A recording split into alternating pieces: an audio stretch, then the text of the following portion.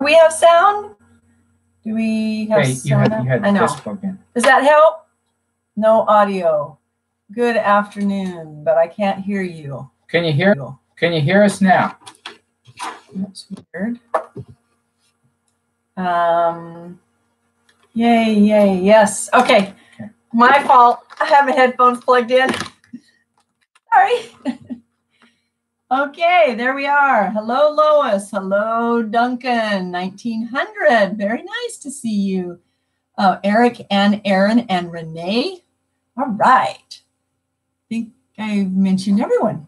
There we go. So far.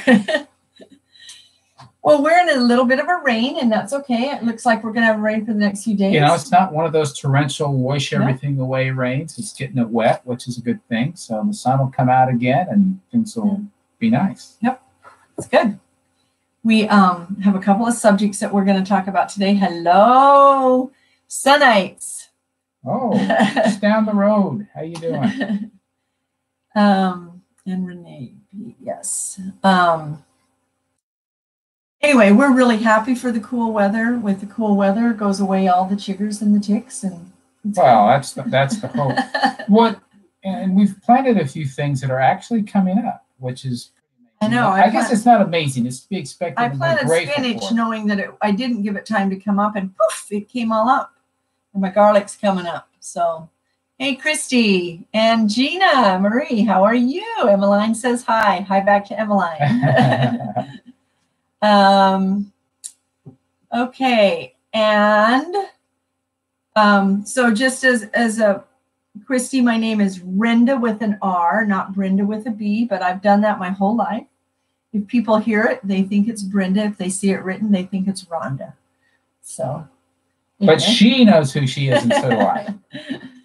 So I was actually named after somebody named Rhonda, so a movie star, Rhonda Fleming. My sister was named after Gina Lala Bridget, and my mom liked old movies. Of course, they might not have been so old then. They weren't back then. Okay. So we have a couple of things that we wanted to talk about today. First of all, Halloween's over. We're not Halloween people. We love the holidays. We made it through. We actually weren't home. We were at a Halloween party, so we don't know if anybody stopped by. But I doubt anybody came a quarter mile down a dark road to knock on a house with the lights out. Maybe a chicken. Yeah. Maybe a chicken. So, okay. You're right. You weren't talking to me. You were talking to somebody else, Brenda. That's very presumptuous to think you were talking to me. I'll just stop reading that over there. Anyway, we love the holiday season. This year we're going to do it a little bit better. Chaos? Do you say it chaos? And Grace from Northern Illinois. And Patrick, good evening from London. Whoa. Good evening to you. Yes. Anyway, we kind of combine all of the Thanksgiving and the Christmas and just have it all be one gratitude, joyful time. And we're not going anywhere this year. We're out here by ourselves. And you're going to be gone for a little while. Oh, yeah, I am. Oh, yeah, I am. Not holiday related. Yes, I am going to be gone. Rocking Sea Homestead. Hello to you.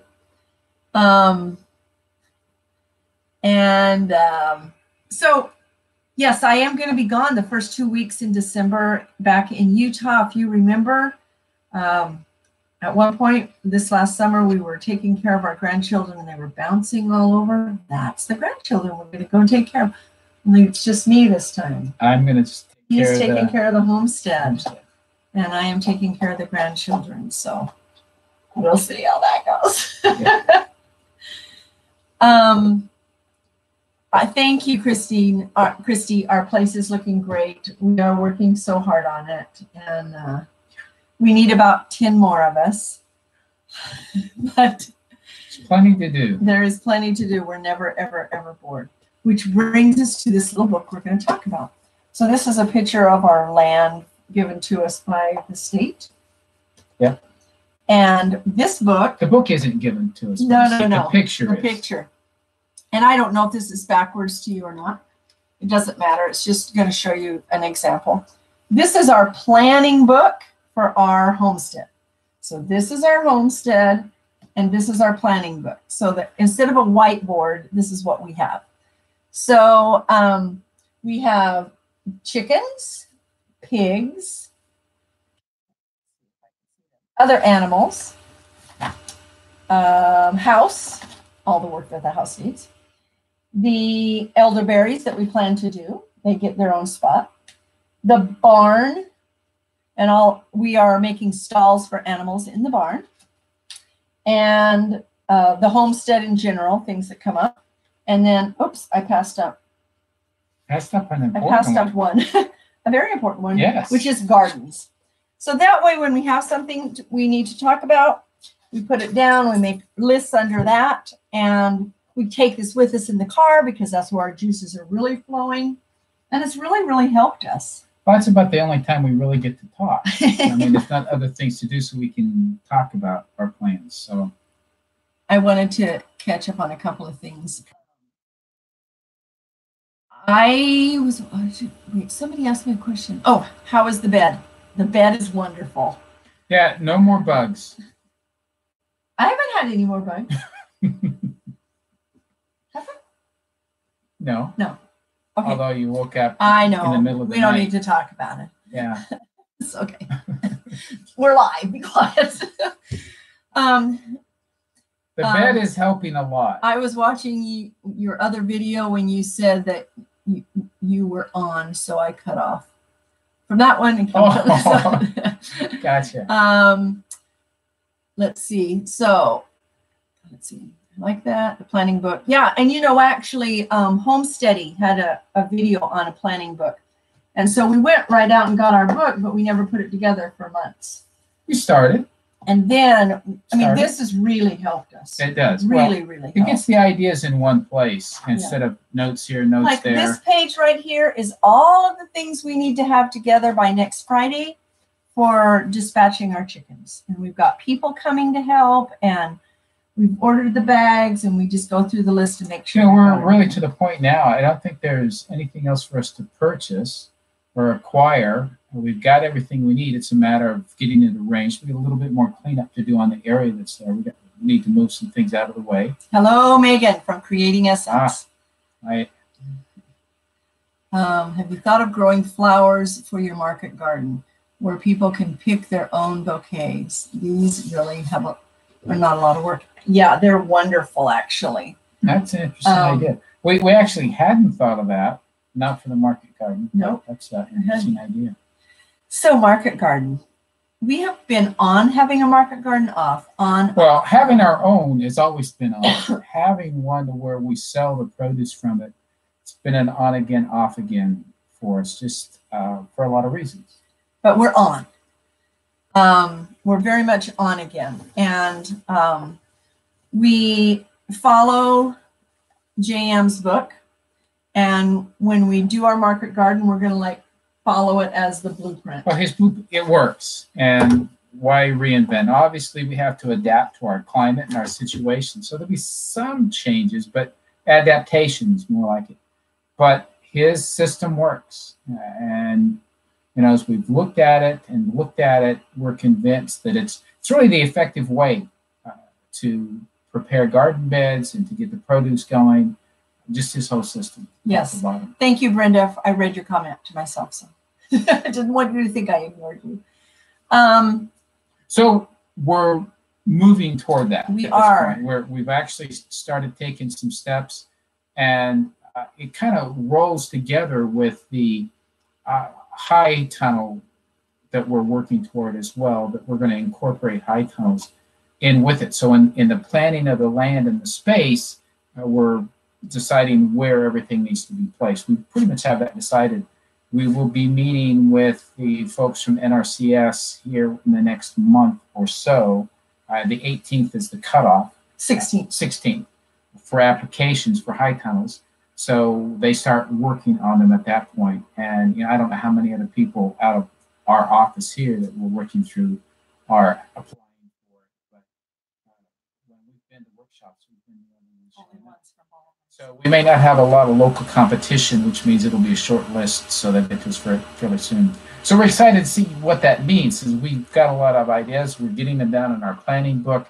And we hope by the time they get here, we've actually got some of the garden started as far as prepping the ground here in the fall so that it's a little more ready come springtime.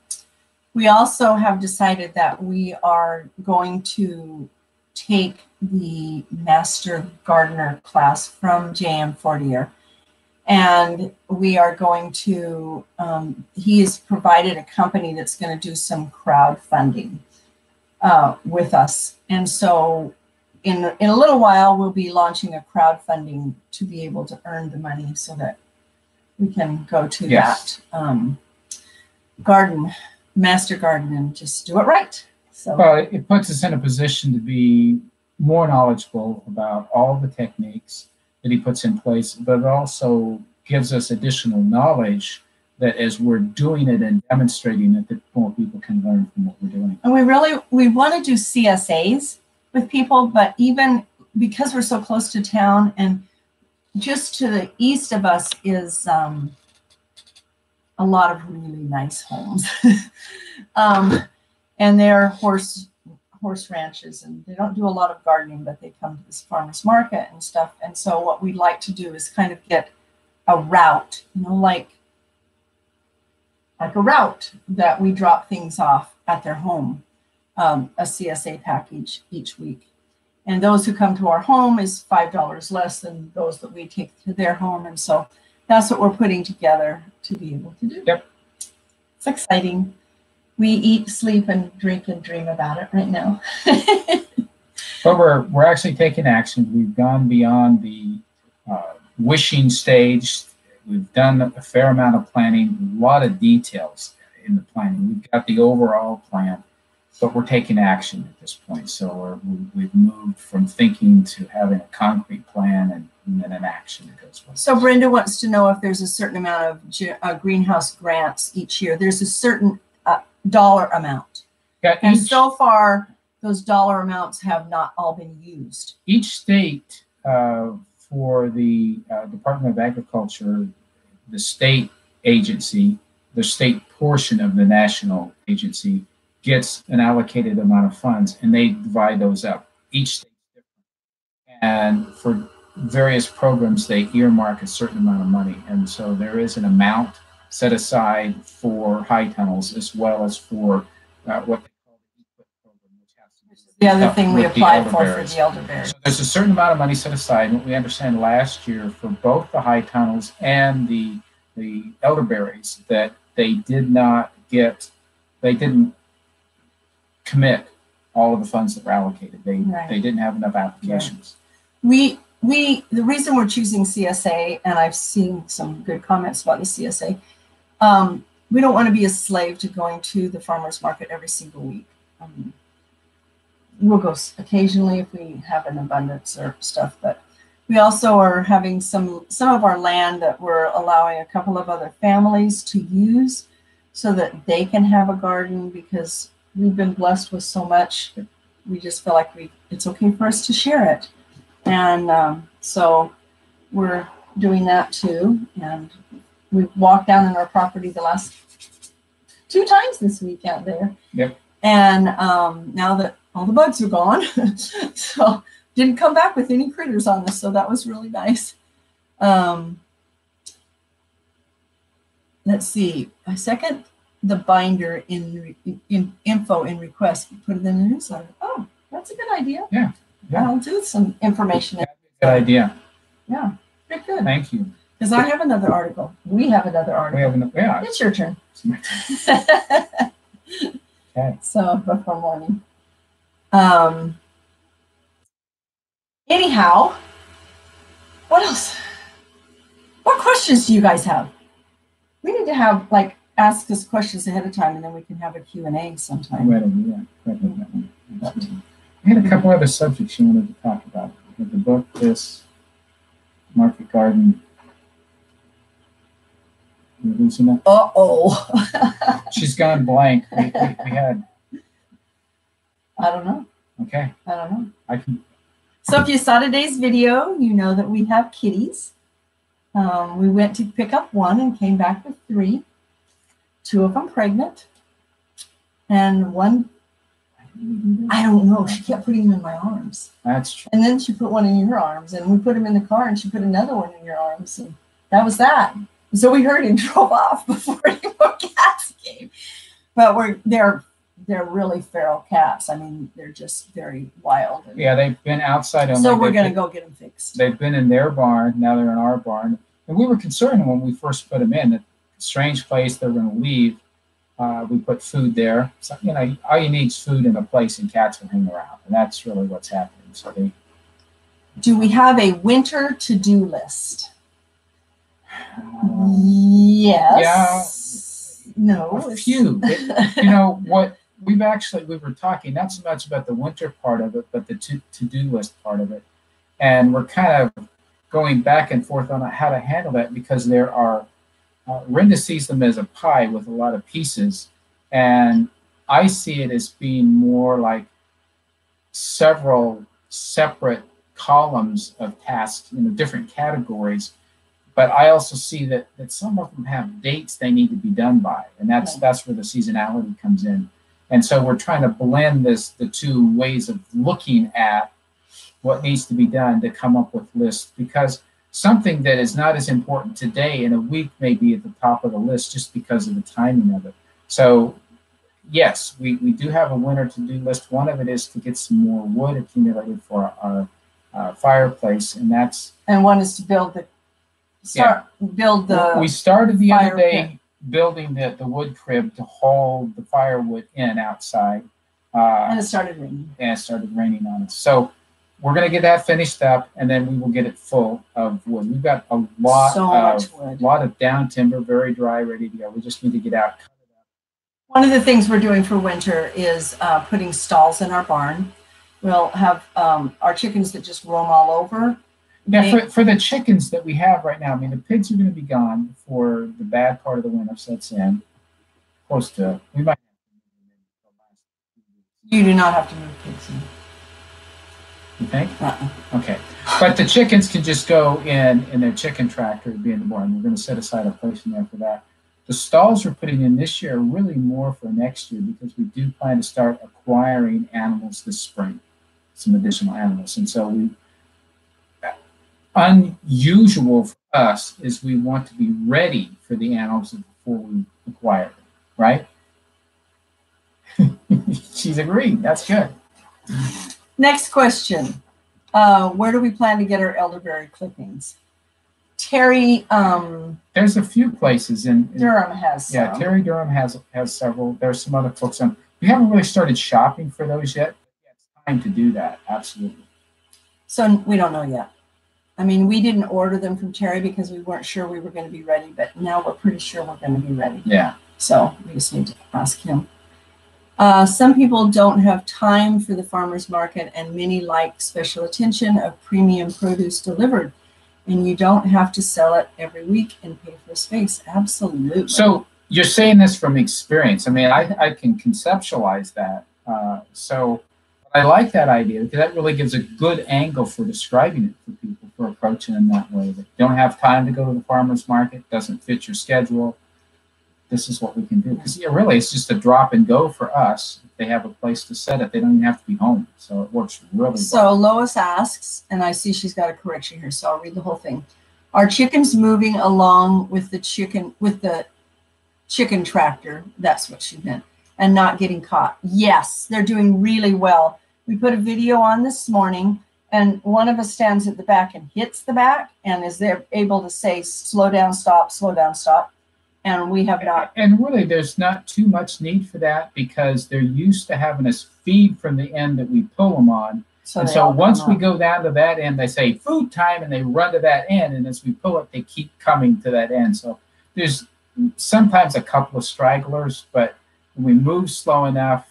Plus, our rule is we will not move them in the dark, so that we can actually see. Yeah, it's better to leave them in place than to move them in the dark. Because you can't see. Are we getting a family cow? Yes, we are. We actually have a family that wants to go in with us, which is the best of both worlds because then you share the milking. I don't think it'll be very long. Right now, there are a lot of cows available that are nursing cows, like Jerseys that you can put any babies on. That, you know how you can go buy a little steer or, little newborns that got rejected or whatever, they go straight onto a nursing cow. And that's so much better than being able to do bottle fed for the babies, for their socialization or their lack of socialization. Cows just do better if they're actually fed by a cow rather than bottle feed. And they're very affordable now. You get the mom and a baby or mom and two babies, and they may not be their babies. Like today, there was a Jersey and two Black Angus. A Jersey cow. Jersey cow. With milk, with two young, were they 8-9 weeks old? No, they weren't even that. They were 5 or 6 5 or 6 week old calves. Yeah. And you get all of them, and I think it was $800. So.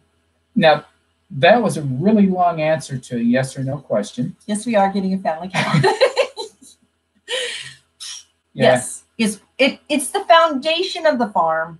Truly. And when she says that, what she's meaning is that for our chickens, for our pigs, for other animals that we have, the milk from the cows is one of the sources for protein that we're going to use for growing them, especially if they're young growing up. So having a cow, and perhaps even more than one cow, although she also plans to have sheep. Which kind of sheep?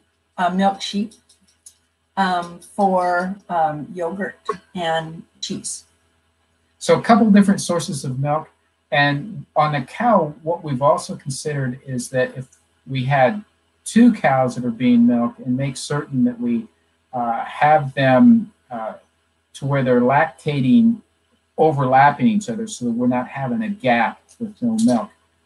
That's something we'd like to shoot for as well, which makes a lot of sense because if our animals are depending on it, it would be good to have a constant source. Okay, so Grateful Sunite says, my sister and her husband love their CSA boxes. She raves about how nice it is to get fresh in-season produce. We have participated in one, and Jennifer says she's never participated in one herself, but if she didn't garden. We have done vegetables. We have participated in CSAs for milk and for eggs before, but now we don't have to. And Fiona, I didn't say hi to you before, but welcome. And we had a Jersey before, and we love the milk. We just need to make sure that they can be really. Yeah, our cow had a lot of health issues problems and just a lot of challenges. I would love to get kind of like a cross between a brown Swiss and a Jersey, or even a Dexter and a Jersey, but and possibly a two. It'll probably come down to the good deal that we find. It needs to be a good cow for certain, and the better the quality of the milk, it's so much nicer. So we'll see how that goes. Marianne, welcome and happy birthday to Tom today. And yes, Lois, that is a good price on the cow. We saw some that were $1,050, which is still a really good price for a cow and a calf. It's the season. I know that they'll be double that in the spring. It's because they don't want to take them through the winter. Fiona says Frisian sheep. Yes, Frisian and the East Frisian. East Frisian. Yeah, and then I got introduced to baby doll sheep last week, which aren't necessarily milk sheep, but she says they have huge bags on them and they can be milked, and their wool is so thick. She doesn't have any trouble with ticks on them, and I really want to do the wool. I don't want to do hairless because I just, I need to take on another project. Yes, we need more projects. Mm-hmm. That said, having a cow now would make a lot of sense. As Brenda mentioned, we've been out in the field a couple times this last week, and in a lot of the areas, the grass is up past our knees. I mean, it's really high, thick grass. And even where there's not much, there's still, where it's not high, there's still a lot. It's decent. So it's just sitting there. We need an animal to eat it and turn it into milk or whatever. I mean, the pigs are doing some of that, and which is great. We're glad that we can at least make use of what they're making use of. So Christy Betts says, my granddaughter was concerned that I gave our kittens some milk. I told her the cats drink milk all the time. Oh yeah, just take it, squirt it right into their mouth. That's what we did with our cats. Cats love milk. Brown Swiss and Jersey, great process. I wonder where she get the idea that milk would be. You know, I've heard that before too, and it may be pasteurized milk. I don't know. I have no idea. I don't know. Tom says, thank you. Let's see. Oh, Marianne, you spin wool too. Oh, Brenda, you're gonna have to do this. I gotta do this. All my friends spin wool. You gotta get with it. It's great. Yeah, I met someone at our the high tunnel raising that we went to. There was a lady there who lives about an hour away and has the baby doll sheep, and we just talked for 2 days about we were there. We were supposed to work, and we worked a lot, but there were gaps in between, and great time to visit with wonderful people. It was such a good. Plus, we just helped these people so much. Oh yeah, what they're going to be able to do with that high tunnel. Great, this Hispanic family, and they fed us lunch both days, and got some good tacos that second day. Good salsa. So anyway, yeah, it's really exciting. We're just trying to be super responsible about all of it and make sure that we're spending our money right. Rocking Sea, I'll see you. We're going to be running too in just a few moments. I want to learn to spin, says Jennifer. Yeah. She knits, crochets a little, and I would love to make my own yarn. Yeah, it's my goal. It's been my goal for years. Well, think about it. Your own sheep, your own dyes, you spin it, and then you turn it into an end product. At the Homesteaders of America conference, I went to the dye class on how. It's interesting because I asked them, I says, well, what about beets or blueberries?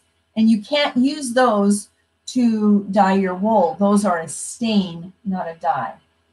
So there's different things that you do. It was such a great class. So they can kind of be on the outside. Yeah, but walnuts make beautiful wool. But you have to pick get the walnuts when they're green. Speaking of walnuts, we have a lot of walnuts. We've been picking. We have a family, a couple of boys who want to earn some money, so they're going to come pick away at 2 trees. We said, gather all the walnuts there and go sell them. So hopefully they're over getting gathered up. What are you reading? I'm reading Brenda's. She says her Tunis sheep had decent sized bags, great moms, great meat. I actually switched out to hairless when I had 30 bags of wool in the attic. You're supposed to spin it and do something with it. That's a lot of wool. Yeah.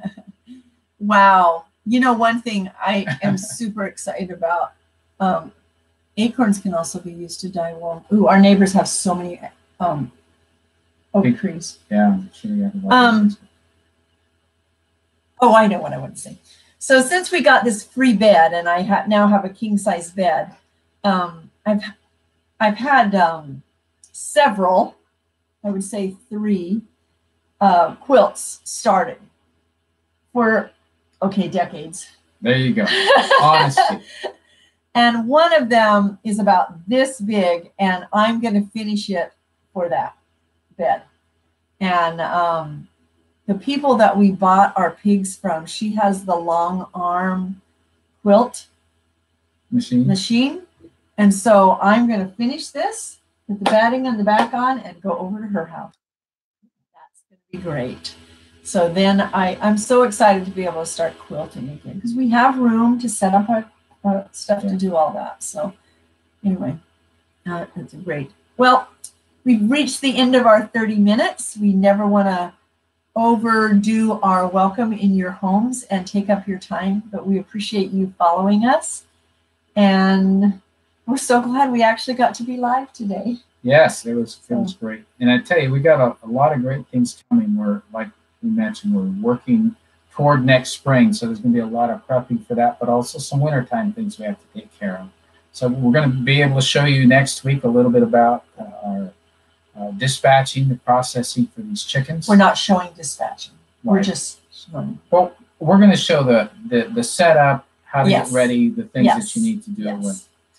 Everybody's seen enough of the rest. I just need to read this really quick from Marianne. Sheep are called the animals with the golden hooves because they give you milk, meat, and wool, milk, and meat, and will enrich your pastures and your garden. Yes. I think I'm going to make that into a plaque. The golden hooves. I like it. That's great. Brenda says, I want to use all of that wool for the wool bat for a quilt. Oh, wow. Oh, that will be a warm quilt. So nice. Yeah. You'll have, I don't know how to do that. How do you do that? You just take it. I don't know how to do that. I have not a clue. Do a video on it, Brenda, so share it with everybody. All right, guys. We will see you later. Thanks so much. Thanks for watching. Take care. Bye-bye. Oh, right here.